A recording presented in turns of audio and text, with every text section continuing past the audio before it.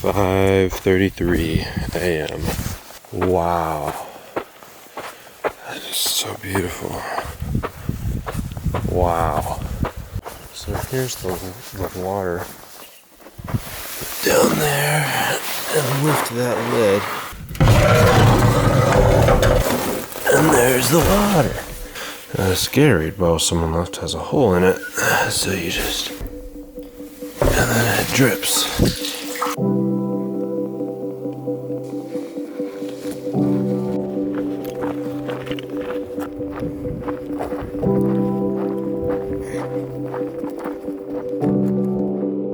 We're at mile 516, and Andrew and I and Iris are about to go into Hiker Town, which is like this little small town in the middle of nowhere.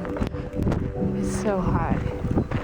The previous day, I just happened to have cell service when our friend Joni called and said she just happened to be in the area visiting family. This is another one of those moments that there was no way to expect. We were out here in the middle of nowhere on this forever mile-long hike, having left behind our life in Dallas, something that felt light years away now. The truth is, we really missed our friends back home.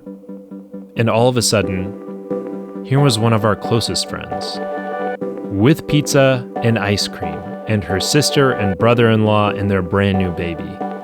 They took us to the softest grass I had ever laid in, and I relished this moment that I knew would have to end. I knew that if we wanted to have a chance at completing a continuous footpath to Canada, we would have to keep going. As hard as it was, we said our goodbyes, and we got back on the trail.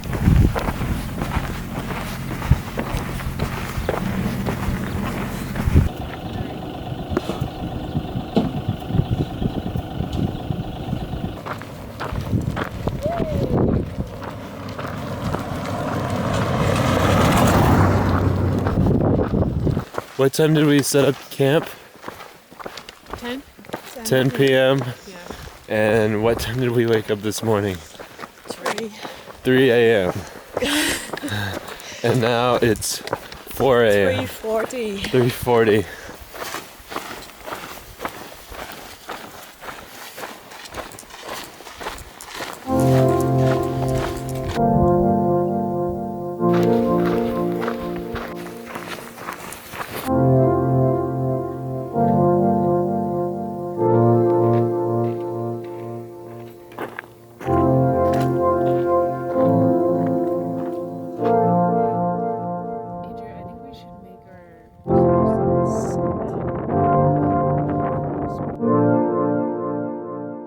It's the hardest part of the day.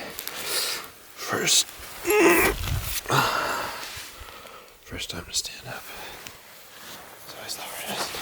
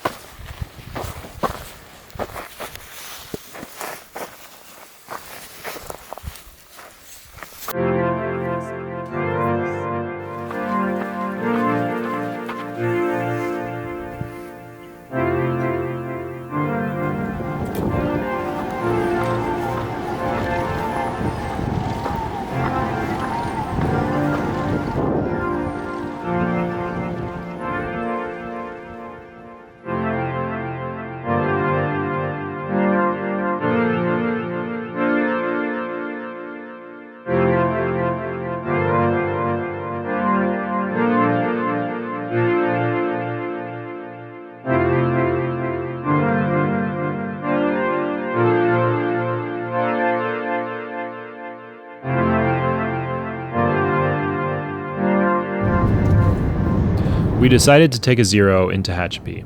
We also decided on renting a car in Tehachapi.